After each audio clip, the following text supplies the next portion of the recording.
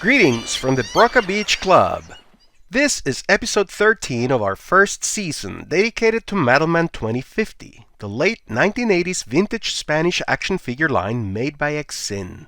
It consisted of two factions, the invading alien Zarkons and the defenders of the Earth, the C.O.T.A men.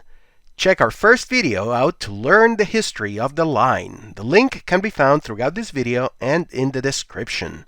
Today, we will be reviewing the Clonstar, a very rare second series C.O.T.A men vehicle released only in 1989 in Spain. The Broca Beach Club vault is now open. The Clonstar was a tactical intercept automatic deployment cosmosphere piloted by robots and clonemen. Like all other Series 2 vehicles, it came in a fully enclosed box that featured photographs of the product. Interestingly, and most likely due to the difficulty presented to photography by mirrored surfaces, the prototypes imaged by EXIN for the box and for trade catalogs were satin gray rather than vacuum chromed. The vehicle came in a two-part styrofoam insert and included a bag with a clear plastic sticker sheet, a quality control proof coupon, the Zarkon Invasion mini-comic, and blueprints instructions for the vehicle. The Clonstar is special in many ways beyond its rarity. It was completely vacuum chromed, which makes finding one in good condition and free of scratches a very tall order. But, more significantly, it was the only vehicle in the Madelman 2050 line to come with exclusive figures. It included two cockroach-like robots and two clonemen. Each pair of robot and cloneman designated Alpha and Beta. The Alphas were green with blue accents, and the Betas were blue with green accents. These were not just exclusive to the vehicle, but were parts of it, each attached to a frame and hinged in to become part of the fuselage of the spherical ship. The Clonstar had a spring-release mechanism that latched to keep the sphere closed.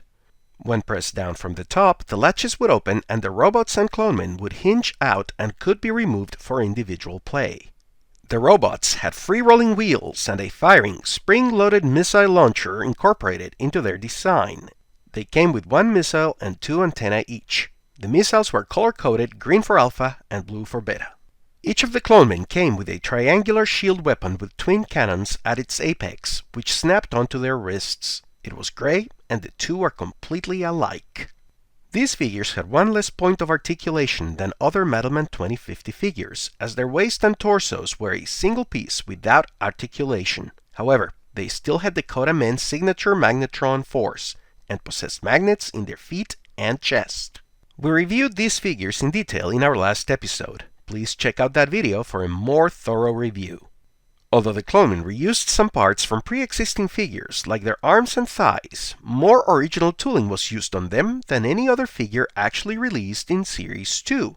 Their lower legs, torsos, and head are all original. Reuse of some of these parts was intended for other proposed Series 2 figures like Nork, but they were never released. Would you like to learn more about Madelman 2050? See exclusive prototypes of figures never released, original designs for the vehicles in the line, learn its history, or read the mini-comics in English? You are in luck! Like and subscribe to this channel to find out when we will begin our crowdfunding campaign for the English version of Madelman 2050 The Magnetron Universe, a gorgeous 288-page full-color book on Madelman 2050 by David Sullivan and Jose Guerrero. The Spanish edition was limited to 200 copies, and it has never been reprinted. Until 2025, that is, when we will print it in English for as many backers as join the crowdfunding campaign. Details forthcoming in future videos. Please spread the word. You will not want to miss your chance to get a copy of this book, a guide to the entire line, to its development, and to its planned new releases that never came to be. Join us again in 2 weeks for a review of the second series Zarkon Dragotrack Amphitron vehicle. As always, thank you for watching.